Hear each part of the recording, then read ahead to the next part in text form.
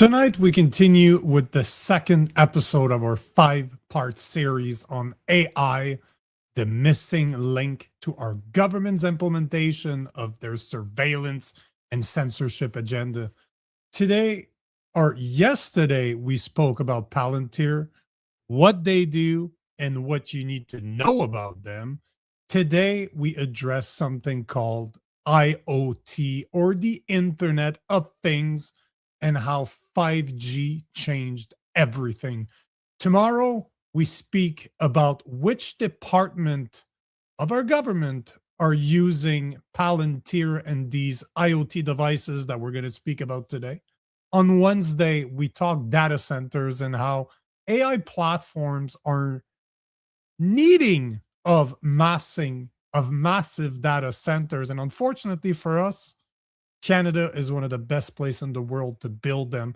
And finally, on Thursday, I connected all together and show you how our government will need to implement AI in order to further their agenda.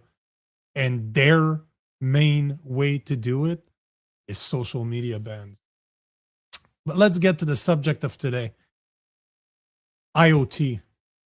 I'm sure you've heard the term, or probably you've heard the term, at least I imagine you've heard the term, but it stands for Internet of Things. Pretty simple. We'll start easy with a Google definition. I think it's worth it. Let me bring that up to the screen here so you have an idea of what I'm talking about. But we're going to use a very, very simple definition so that I can break it down for you, because even these definitions are not really saying what it's about. So here is Google's definition. As per Google, IoTs or IoT refers to a network of physical objects, devices, vehicle, appliances embedded with sensors, software, and network connectivity. This allows them to collect, share, and exchange data over the internet without requiring human to human or human to computer interaction.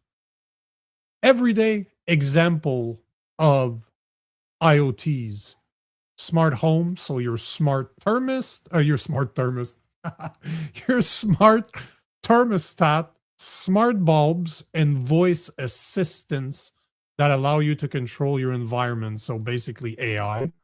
Wearables, smartwatches, fitness trackers that monitor your health and sync to your phone, and appliances, smart fridge, smart washing machines that will notify you that they need to be fixed or that you need more milk.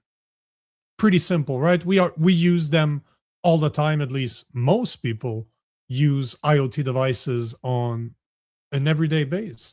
But I want you to pay special attention to what Google is saying, especially when it comes to wearables, because that's going to be important later. But smartwatches and fitness trackers that monitor your health, that's fine, whatever, and sync data to your phone.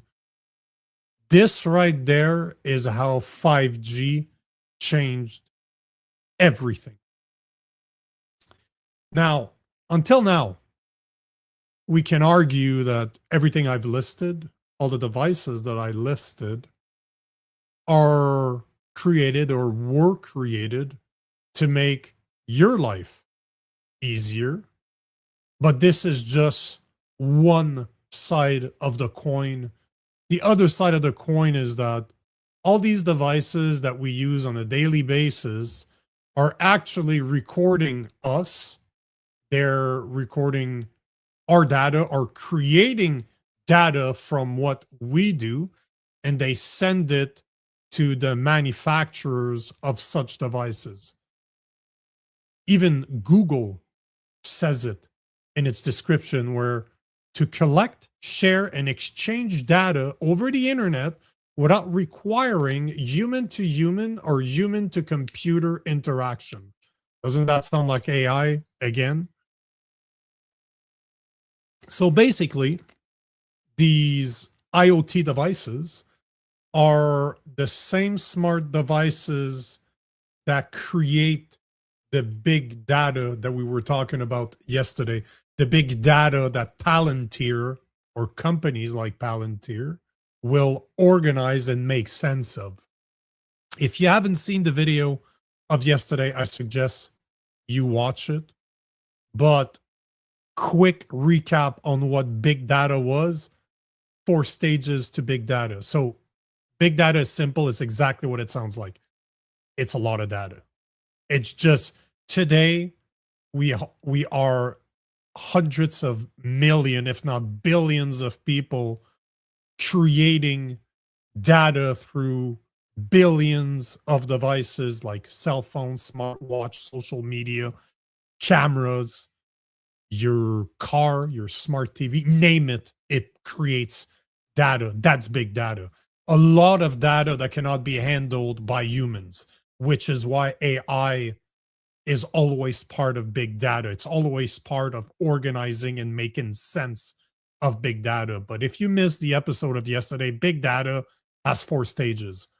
What happened? So basically, they're talking about the past, why it happened. They try to understand the reason a specific event happened. Then what will happen? They're trying to predict the future based on the information that was provided, that was analyzed from the past. And the final stage, stage 4, how do we react? They're basically trying to not only predict the future, but already decide how they're going to react to a specific event that hasn't happened yet, based on the information that they already have about what happened and how we reacted to it. Hopefully that makes sense to you, but this is extremely valuable data that any marketer out there want to have. But if you're in the business of trying to predict human behavior, like government, for example, this is exactly how you do it with big data that is created by us day in and day out, that is created by devices that we have no control over. And this is especially the subject of tomorrow's episode, where I'm going to deep dive into which government department uses Palantir and all the type of Internet of Things devices that we're just about to talk about. So, as you can see, big data, some people call it market research. I call it spying. It's one, it's one thing if the devices we bought spy on us, but it's a completely different thing when there's technology all over the place that's been installed by our government that we have no control over, that is spying on us 24 hours a day. But that's tomorrow's episode. Today, I want to explain why the Internet of Thing devices would not exist, especially not to the level that we see today, if it wasn't for 5G technology, because 5G has literally changed everything. And I found something on 6G that I wanted to share with you guys. So stick around, because at the end, I will talk about 6G. But for now, let's talk 5G. This is where it becomes a bit technical, or at least very interesting to me, because I'm a sales engineer by trade, right? I talked about this stuff day in, day out for more than a decade. So I really, really love technology, and I'm really happy to be making those video series. As much as I don't like what we're talking about, what it entails, what it means, what comes next, I still think it's extremely important that we're aware. And I'm the perfect guy to talk about it because I used to sell those services. So we cannot talk about 5G without talking about the technology that it replaced. We need something to compare it to. So we're going to be talking 4G. Here's a quick graph that I put together earlier just to kind of give you an example of or what the difference is between 4G and 5G. So as you can see on the graph, I'm going to pull it up on my side here. But as you can see on the graph, you have the differences, the main differences, the most important differences between 4G and 5G or LTE, same thing. So the average speed of LTE, 20 meg to 100 meg. 5G, you're looking at 100 meg easy, like very easy, to up to a gig. And I've seen connections that were higher than a gig per second. Then latency. I will explain what latency is in a minute, but latency used to be on 4G 30 to 80 milliseconds. So latency, the time that it takes for information to go from point A to point B. On 5G, you're looking at 1 to 10 millisecond. Jitter, which is something I've never spoken about, but I will explain in a minute, used to be very high and inconsistent on 4G, but much lower and predictable on 5G. And one word that we need to get very familiar with, or one expression, should I say, real-time capability. Because this is something we're going to be talking about a lot, as in 5 minutes from now.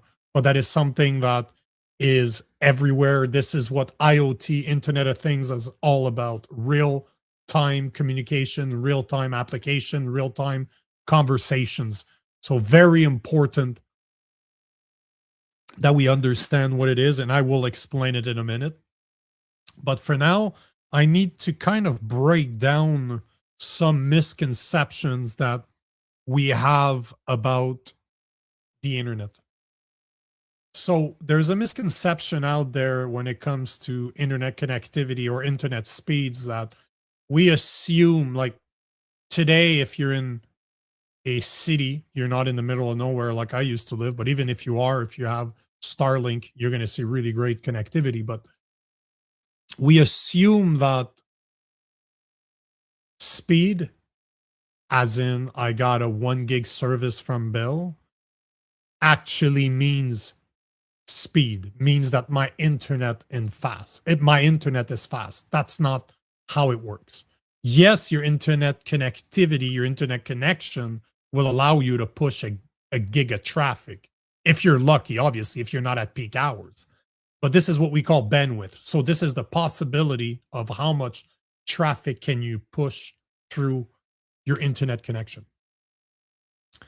What decides the speed of your internet is latency, how much time it takes for the traffic to go from your place to wherever it's going. That's latency. That is the speed. But let me explain it in a way that might make more sense to you. Think garden hose. Your internet speed, your internet connectivity, your internet bandwidth is the real term, would be the size of a garden hose, the diameter of your garden hose. The bigger the hose, the more water can go through it. So that's what people call speed.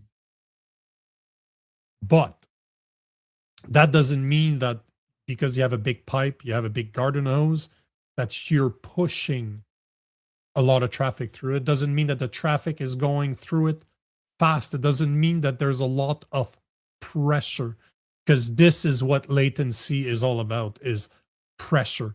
How much time does it take for the water to go from the tap to hit your grass?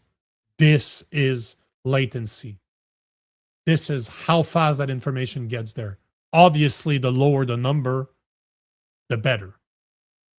For the gamers out there, it's also considered lag. How much are you lagging? How long? My information's taking too much time to go from my place to where the gaming server is, to where other people are located, so that we can see each other in the game. That's what latency is about. The third thing we need to understand is something called jitter. Jitter is the fluctuation of latency, meaning, let's say that I send information from my place to a server. I keep on sending information, I keep on sending information, I keep on sending information. Bandwidth is how much traffic can I push through it. Latency is how fast that information gets there. Jitter is the variation of how fast that information gets there. So as I was showing earlier in the graph, with 4G, you were looking 30 to 80 millisecond. That's a 50 millisecond gap between the lower speed and the higher speed, meaning that at any given time, the latency, how fast your content or your information is going from one point to the other, can be 30, can be 40, can be 50, can be 80, could be over 80. And 5G fixed that problem by having a very low latency and a very low jitter. Now, why does it matter? It matters because of what we call real-time application, real-time connectivity, real-time conversation, real-time protocols, but everything about real-time. What I'm doing right now as we speak, live streaming, is a real-time application. I'm sending out information out there. Technically is what you would call two-way information, um, two-way real-time conversation, because I'm sending information out there and you guys are replying with comments. Do you know what I'm saying? So everything is in real time. This perfect example for you, phone call. You call your friends, your family off of a video phone call off your phone.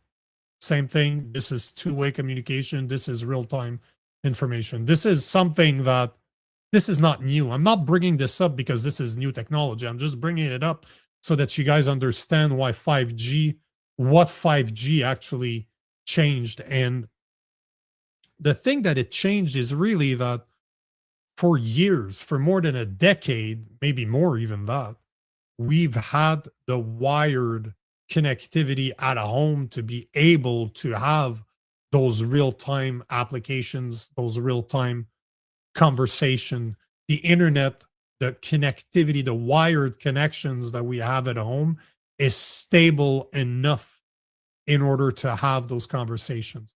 But do you remember, like, you can go back 5, 6 years, go back pre-COVID. You remember how you could go out and you could have problems just watching video on LTE. You could have problems having a video conversation on your phone. Everybody was looking for Wi-Fi. Do you remember when Wi-Fi actually mattered? When you weren't at home, people looked for Wi-Fi to get good connections because our connections suck so bad. Everything was laggy. Well, this is a real-time application of 5G. This is how 5G changed everything, because of the average speed is higher. We said 100 to a gig, so it's more than 10 times faster than 4G. It is very fast, as in the latency is very low. You're talking anywhere from almost 100 times less in certain cases. Then the jitter, as I just explained, the variation of latency is extremely low and very predictable. It's all about being able to predict the time that information will take to go from point A to point B. Because imagine I'm having a conversation with you, but you're responding to me in a conversation or doing a video phone call. The application I'm using needs to time my voice with your voice, my video with my voice, your video with your voice, so that it looks like a conversation. If the jitter is too high, the application has problems syncing everything together and it becomes laggy, it becomes choppy. Some person sounds like robot, others you can't see. This is what 5G changed. We are now able to have the same type of connectivity outside without Wi-Fi as we do at home. But here is a interesting note. You know, I think I've spoken about this before, but 5G is pretty new. Like we've grown so accustomed to it, but I think we forget. I think probably everybody forgets when it was installed. 5G was started to be really commercialized in 2020. January to June 2020 is when Rogers and Bell started to install their network, as in started to install 5G towers. And it only became one of their main networks in 2022 to 2023. So yes, in Canada, the 5G deployment happened when I'm going to say air quote because some of us did not lock down, but during the time of the COVID lockdowns, during the pandemic, the so-called pandemic, that is when big tech companies, the Bell, the Rogers, the Telus of this world, went out and installed 5G. So hopefully you're starting to understand why 5G changed the game, at least when it comes to us, right? When it comes to the real-time application. Literally, if you want to make a very small resume of what I said, 5G enabled us to use the internet the same way we did at home as we do out there in the world where there's no Wi-Fi. It basically allowed for wireless speeds to match wired speeds, meaning that it didn't matter where you were. Your wireless internet is basically just as good or very close to what you're getting at home, and you don't need Wi-Fi anymore. So hopefully you understand the concept. It's not very complicated, but it needs to be explained in order to understand what's going to come up tomorrow.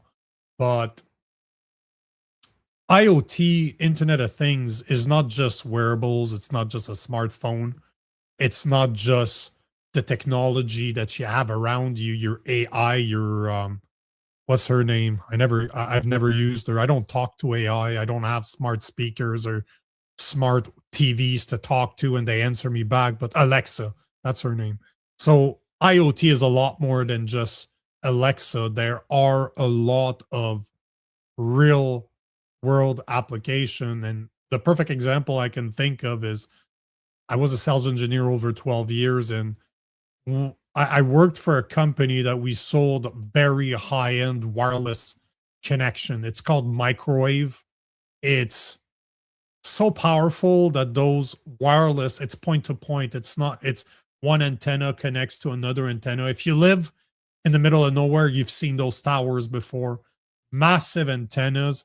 Those things are so powerful that they can shoot a signal over 20, 30, 40 kilometers. Literally, if you have a bird going in front of that signal, chances are that bird's going to die. This is how powerful those things are. But the point I'm trying to make is that I had a lot of customers that were in the oil sands, especially in Alberta, in the middle of nowhere.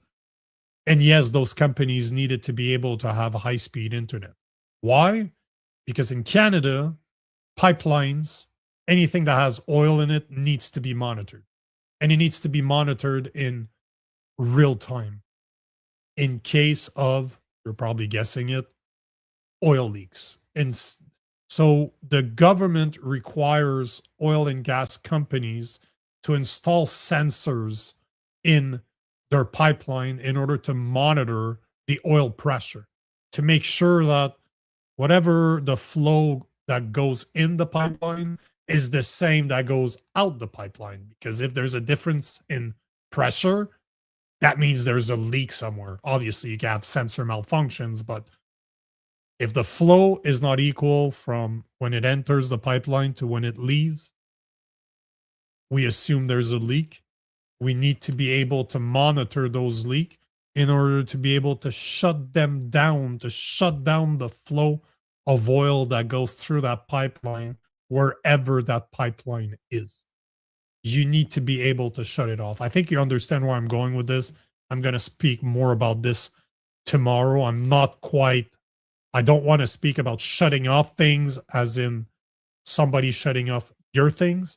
But right now, all I'm trying to explain is that it started with those type of sensors, those type of monitoring systems, and now those systems, those sensors, those sensor based monitoring systems are absolutely everywhere. Like you find them in city water system, electric grid, traffic and transit system. The list goes on and on. They are everywhere. Those sensors monitoring what's going on are everywhere in your city. And I will show you how bad it is tomorrow. But I want to go back to something that I said earlier from the Google definition of IoT. Remember what it said in these simple examples of everyday example? Sync data to your phone. This is what this is the best way to explain how 5G changed everything, because think about your smartwatch. I'm sure most of you have had a smartwatch before. I don't have any, I don't wear that stuff, but the way that they work is that they link to your cell phone. It needs the internet connection of your cell phone. We call that tethering, but it needs to connect to your cell phone in order to utilize its internet connection. 5G changed that. It does not need 5G devices, IoT devices that are enabled by 5G do not require to tether to something. They can connect directly to the 5G towers, just like your cell phone does. You can literally install, depending on the technology today, you don't need to have a physical SIM card anymore. They're all digital, but you can have devices that connect to the 5G network directly just by putting a SIM card in it. You literally assign them a phone number that you'll never use, but yeah, it just serves as a place to send information and receive information from. But what do you think is installed everywhere in the world? North America, Canada, the US, Europe, cameras. And because of 5G, those cameras don't need wires anymore. They don't need a connection. They don't need an internet connection wire. And a lot of them don't even need to have an electric connection. They're running off of solar panels. So you have cameras installed all over the place that run on 5G that don't need power. Well, my apologies, don't need a physical wired power connection. And that is only possible because of what I said earlier, low latency and predictable jitter. So those cameras, in order to have a nice flow of video information, they need to have great connectivity, low latency, and predictable jitter. So imagine how those devices are absolutely everywhere, creating big data. This is how big data is really created. Yes, we create a lot of data by posting stuff on social media, posting stuff online. But the truth is that the real big data is created without us really realizing that it's being created. It is created because of our habits. It is created because of what we do. Again, think wearables, think cameras that record you without your consent because you're in public. The government's able to install cameras all over the place, and you didn't agree to that. You didn't say yes to this, but that is how big data is created. And that's why big data is called big data, because there's so much of that data available that you need platforms like the platform we talked about yesterday, Palantir, and their AI platform in order to take that vast amount of big data, analyze it, make sense of it, organize it, and interconnect it. As in, that information needs to be searchable. Best example is using your name. You know, you watch sci-fi movies. There's a movie I'm drawing a blank right now with Tom Cruise, Minority Report, where everywhere he goes, he's being traced, he's being looked at, he's being followed, not by human beings necessarily, but by technology. This is what is happening right now, and it's only possible because of big data, because of all the data that's being created day in, day out. And of course, it wouldn't be possible without platforms, AI platforms like Palantir, which is why we talked about it today, that talked about it yesterday, that today we're talking about all those eyes and ears. This is how I want you to imagine IoT, that it is the eyes and ears of softwares like Palantir. If Palantir did not have all that data available, it would be useless. We're going to be talking about something called flock cameras tomorrow. So stay tuned. Make sure to join us at 7 p.m. Eastern time. But Palantir, which departments, which federal government department, and even provincial and municipal departments use Palantir and those IoT devices like the flock cameras. That's what we're speaking about tomorrow. But I want to bring up a concept that kind of blows my mind that I was part of it, as in I sold the services required in order to have that installed. I did not realize what it was back then, but there's a concept that we're going to speak about tomorrow that is extremely big on the municipal level. It's called smart cities. NES, for the conspiracy theorists out there or people that just like to do research. Smart cities are what's needed in order to implement 15-minute cities. We'll talk about that tomorrow, but remember smart cities. And I used to sell the technology to do smart cities. And when I say I used to sell the technology, is that we would sell those sensors. We would sell the connection, the 5G connection, the wireless connection, even the wired connection in order to connect those sensors together. It's called SCADA. It was SCADA business. I'm not going to go into it, but all to say that this is business that I was heavily involved in. And that's why I'm able to speak about it like I do today. But at the same time, I did not realize what the hell I was selling and the implications of what I was selling, because no way in hell would I ever sell those services again, because I understand how they're being used. But back then, I did not know. I really, really did not know. Before I open the hotline, before we get to your comments, I wanted to show you something, because I was doing some research earlier. I was on Instagram and I was looking at what was going on today and yesterday. I think it was a comment. I don't remember who made it, but there was a comment that spoke about 6G, which is something that I had never looked into. I still haven't researched it like really seriously yet, but I think I'm going to do, and I might do a deep dive on it.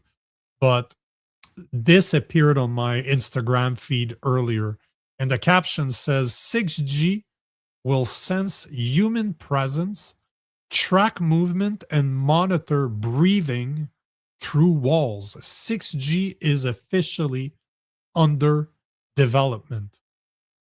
On December 12, 2024, in Madrid, 3GPP, the body that built every wireless generation from 3G to 5G, officially approved the first 6G study. 56 companies co-signed it. Unlike previous generations that primarily focused on moving data faster, like what we've been talking about for 5G, 6G is being described to do something fundamentally new. The network itself will sense the world around it. The technology is called ISAC, Integrated Sensing and Communication.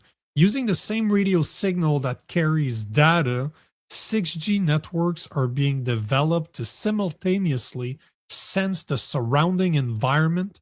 Capabilities currently being researched include detecting human presence and movement, monitoring breathing and vital signs in healthcare. Obviously, it's for your safety. Centimeter level indoor positioning.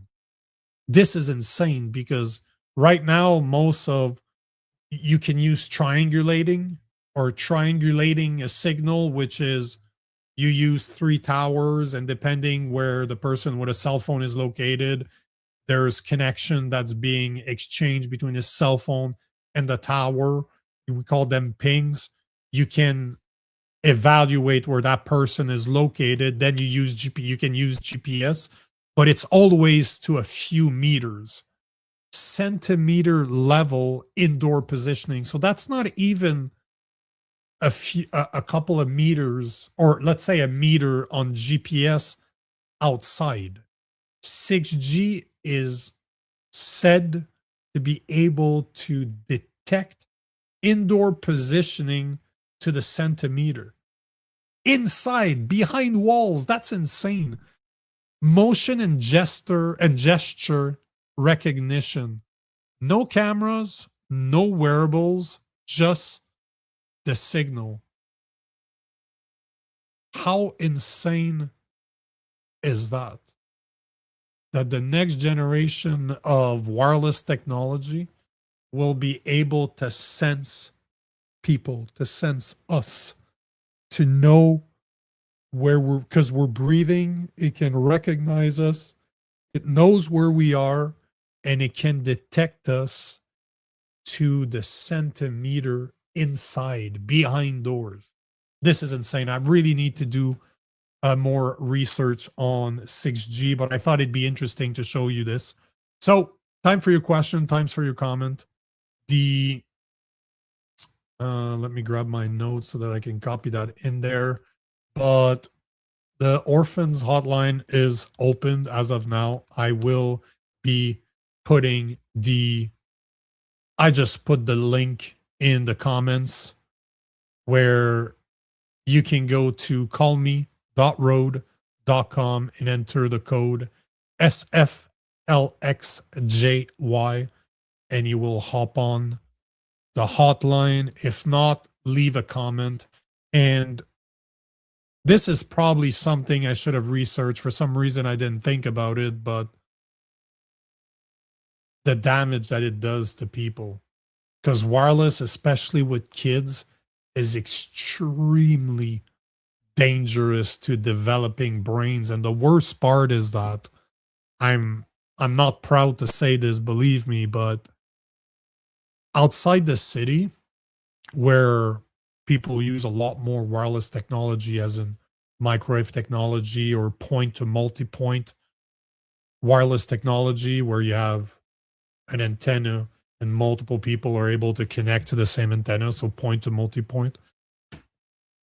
We always installed those towers on the highest buildings, and often the highest buildings in remote areas are hospitals. So there's a lot of wireless towers, 5G towers, that are installed on top of hospitals, places where people are already sick. Another place that's being used quite a bit to install wireless towers are on top of schools filled with children.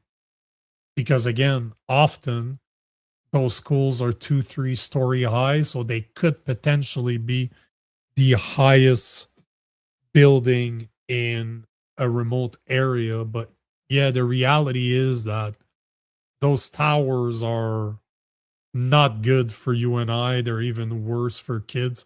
I remember a buddy of mine when I was still a sales engineer.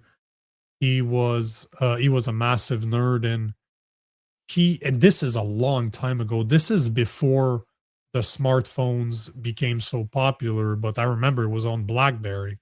You know, back in the days, I don't know if you remember this, but you would have the little arrows on your phone that would show that you were sending stuff to the network or receiving stuff to the network. It would show you the communication. And if you weren't using your phone, there was no exchange of information. Your phone was just somewhat dormant.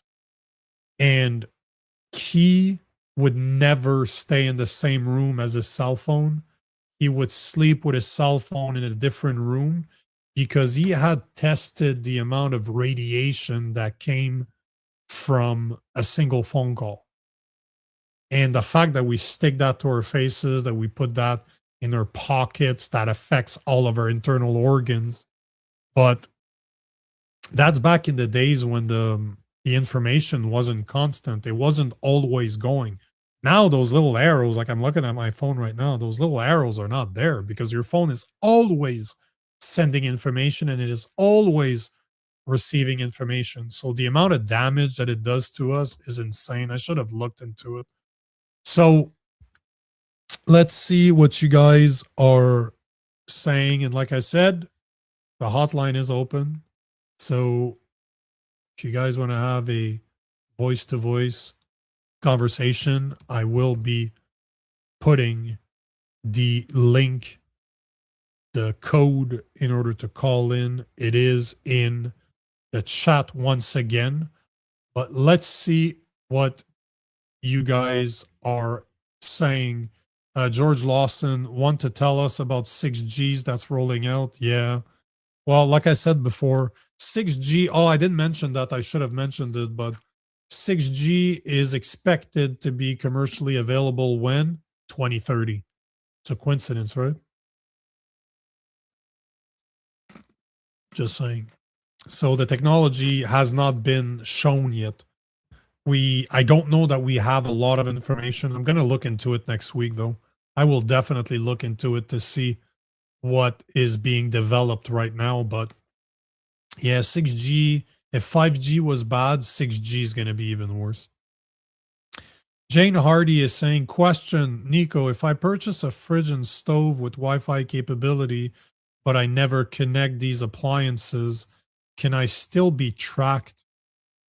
You know, this is the interesting part because chances are that, yes, you can. You will not be able to use the Wi-Fi, the Wi-Fi capabilities of them. So as in, let's say it's a fridge, you won't be able to access the internal camera that's going to tell you if you're lacking milk or not. But chances are that all those fridges, and by chances are, I'm basically saying yes, those smart appliances all have a wireless connection, again, a 5G connection. Just like most cars, right? Most cars that are sold today, they might not have regular Wi-Fi as we understand it, as in something that has an SSID, a network ID that I can just plug in and go to YouTube. But those trucks, those cars, those smart appliances all connect to their manufacturer's network. So chances are that you don't need, like, as in chances are, I'm just saying chances are in the possibility that it's not 100% of them, but I'm basically telling you that yes. Is this brain rot? I don't know. You tell me, a Quantum Voyager. I'm not sure. Canada Uncensored is saying, thanks for the video. Good to see you live. Well, welcome live. Hopefully you join us more live. Quantum Voyager is saying anti-robots, anti-new technology, anti-using Earth's resources, anti-space. What do you people want? What the hell are you talking about, bro? Who said anything about anti-robot, anti-new technology, anti-using Earth's resources, anti-space exploration? You clearly don't know me, because one thing that we talk about all the time is drill, dig. We need to utilize our natural resources in Canada. That's one of our biggest problems is that we're locked down by liberal policies. So clearly you don't understand or you haven't been listening or you assume to know because talking about technology doesn't mean you hate the technology. Just means that I understand the technology and you might instead of complaining, you might use the fact that you could understand technology because understanding technology doesn't mean you hate it, but it does mean that there are danger to technology that we need to be very aware of. And if you're referring to robots instead of calling it what it really is, AI, yes, there's a problem with AI. And if you don't understand what that problem is, you should go back to yesterday's episode and start understanding what companies like Palantir do with their AI. Yes, there's a problem with certain new technologies. And at the end of the day, man, it's not the technology necessarily that's the problem, is the people using it, the people that are in power. Because all the technology we spoke about that I will continue to speak about is not dangerous in itself unless it's unhealthy, like wireless can be very unhealthy, especially for children. But it's who uses it that's problematic. So me saying that the people in power are misusing that technology doesn't mean that I'm against that technology. I'm against the people using it, the people using it to enslave us. That's the problem. Um, pro-human. Oh boy. This is a very, very interesting conversation that I would be very, very curious to speak here. Like Quantum Voyager again is saying pro-human. I'm definitely pro-human. I don't know for you guys, people in the comment section, are you pro-human? I'm definitely not pro-robot, pro-AI. I'll always put human before AI. God put all the resources on the planet for us to use and make new technology, go to Mars. But okay, I'm gonna stop there because this you're literally talking to yourself. No one, at least not me, has said anything against this. So um okay, now there's a massive conversation between Quentin, Voyager, Trevor. I'm gonna try to scroll through it. Um Derek Derek Rue 7512 is saying becoming more and more like the CCP. Well, this is the problem, right? And this is the whole point of this 5-part series where we talk Palantir, we talk Internet of Things slash 5G, we talk about which government entities are using IoTs and Palantir to look into what you're doing. We're going to talk big data centers or just data centers on Wednesday. And on Thursday, we're going to connect it all together so I can explain to you how all that technology is enabling the surveillance agenda that our government has. So, yes, AI, wireless technologies, all those new technologies that Quantum Voyager seems to be talking about is very problematic in the wrong hands. And unfortunately for us, it is being used against us. Derek is also saying, unfortunately, lately the difference between conspiracy theories and the truth is 6 months. It's been like that for a very long time, bro. That's a joke I've been saying for a long time. What's the difference between a conspiracy theory and the truth? About 6 months. It's you know, as much as what I'm talking about might sound like a conspiracy theory, it isn't. I'm talking facts. I'm actually showing you the proof. Those are facts. Those are technology that exists. Those are technology that are there. Those are technologies that our government is using. And yes, they're using it to spy on you, to spy on what you're doing. And you don't need to look further than Bill C8, C9, C12, C22, the social media bans that they're talking about, the new Bill C63 that's going to be retabled anytime soon. So this is not conspiracies. Just if you think that's a conspiracy theories because you're not reading the bills, you're not actually listening to what they're telling you, you don't understand the technology that's being used in order to implement bills like bill C8, C9, and C22. Um, yeah, you see, and this is the problem. Lost Art 420 is saying no 6G for me, and then Trevor is saying we don't have a choice. All our infrastructure will only work on it. Even if you chose not to use it, even you chose to say no, I'm not using 6G. What did I say earlier? I still had it right here. Look at what it was saying. And obviously, those are probably speculations, at least right now. I haven't confirmed this information, but it's not the first place that I see this, and I believe it to be true, but I will look into it more. But it basically can detect human presence and movement, monitoring breathing and vital signs in healthcare settings, centimeter level indoor positioning, motion and gesture recognition. No cameras, no wearables, just a signal. So it doesn't even matter if you chose to participate or not. It doesn't even matter if this is true. The conversation right now, I'm assuming that it's true, but it doesn't even matter if you choose to participate or not, because if the technology is there and the technology does not require you to wear a wearable, then it doesn't matter if you want to participate or not, because if the signal can reach you, you're participating. That's the problem. And Lost is also saying, well, one day I'm going to disconnect from everything and wear my tinfoil hat.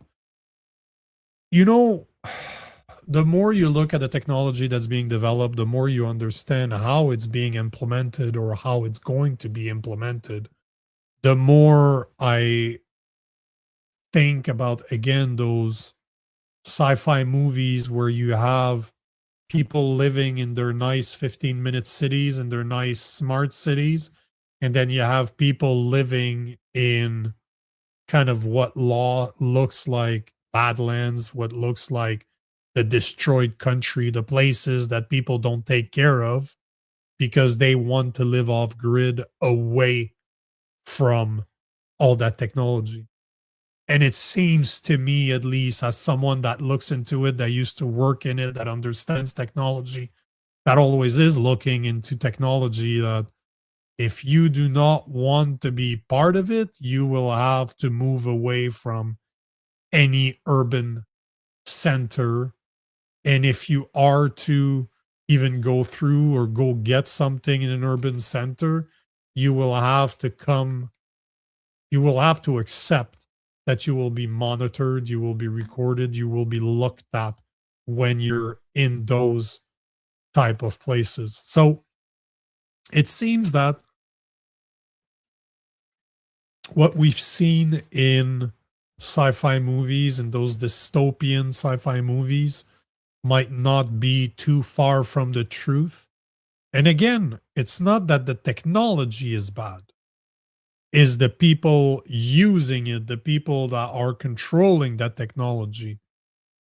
Those are the people that are bad. Because all that technology would be great if it was handled by people with good hearts. You look at communism, perfect example. Look at communism on paper. Communism sounds awesome.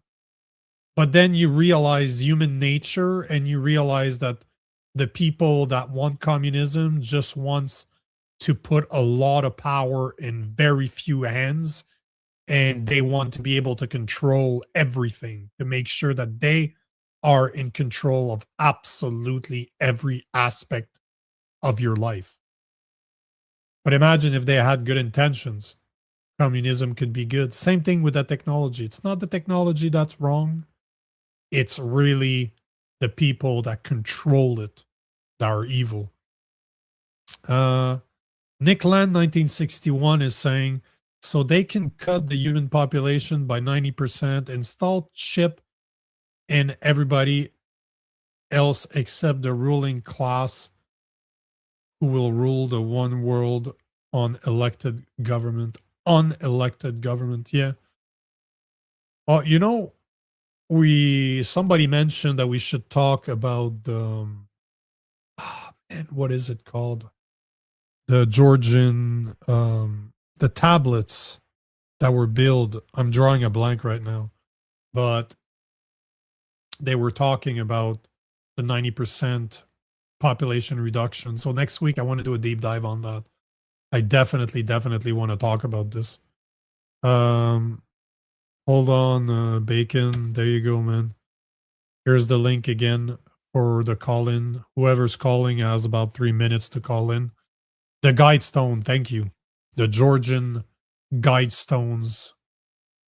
I'm going to be talking about it next week, but this is where they were talking about how they want to reduce the population by 90%. The smart thing in my house is my cell phone. So hopefully what you meant is the only smart thing in your house is your cell phone, and hopefully that's incorrect. Hopefully you consider yourself smart as well. So hopefully there's two things that are smart in your house, yourself and your cell phone. Some people, man, I do think we need to go back to traditional ways of living, but tech ain't going anywhere. We got to figure out how to use it. Yeah, and again, that's my whole point. The tech itself is not bad, but we do it would make a lot of sense. At least I can tell you, man, when COVID was happening, I moved to the woods and I stayed there for 2.5 years, give or take 2.5 years, from March 2020 to mid 2022, end of 2022. I was there for almost a year and a half by myself with two dogs. My wife, my now wife, came to join me, but I was not on technology, man. I was doing somewhat podcasting, like I was starting, but my cell phone was always in the house. I was always sitting outside, reading, enjoying nature, because I was literally in buttfuck nowhere, as we say. And man, I miss this. I really miss being away from all the noise, all the technology, all the noise pollution. Like you can't even see the stars properly in the city. There's so much slight pollution, yet at the house,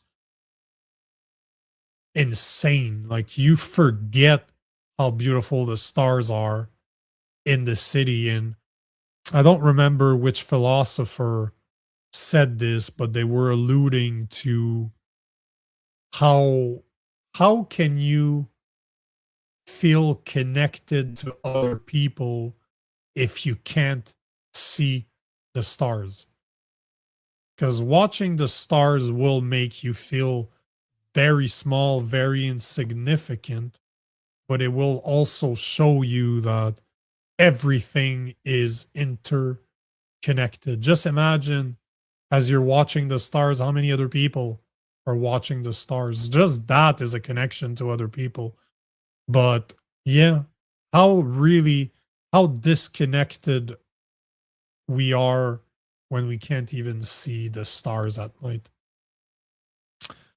Wow, I haven't thought about this for a long time. What a weird rabbit hole. I appreciate it though. Guys, it's 8 o'clock on the dot. I want to thank every single one of you. I want to tell you that I appreciate you being here. I appreciate the comments.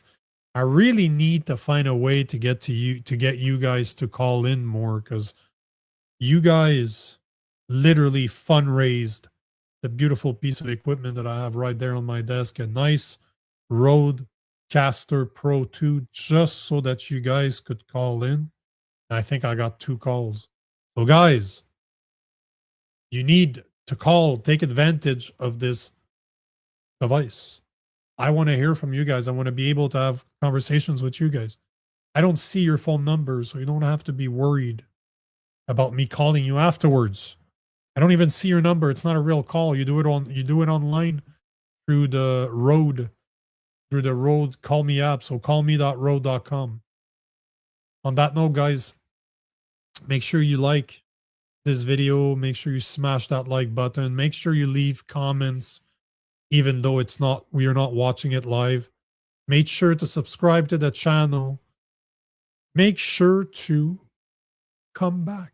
At the end of the day, we want to see you back. We want to be able to have conversations. We want to be able to talk about the type of topics other people out there are not talking about. And tomorrow we continue our third episode of this 5 episode series. And we're going to be talking government departments that uses Palantir and all those IoT devices and smart cities. On that note, enjoy the rest of your night, and we will see you tomorrow, 7 p.m. Eastern Time. Peace.